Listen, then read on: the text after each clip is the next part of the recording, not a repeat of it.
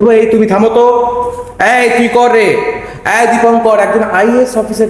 এই দীপঙ্কর, তুই এটা কর।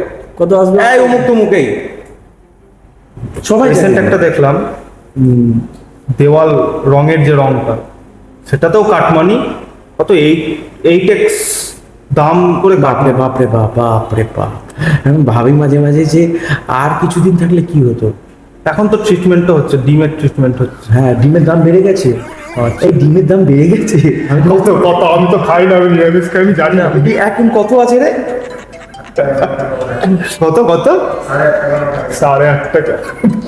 ঠিকই আছে। মানুষ মানুষ নিজেরাই জবাব দিয়ে দিচ্ছেন। মানুষ নিজেরাই জবাব দিয়ে দিচ্ছে। আস্তে আস্তে আরো অনেক কিছু দেখতে পাওয়া যাবে।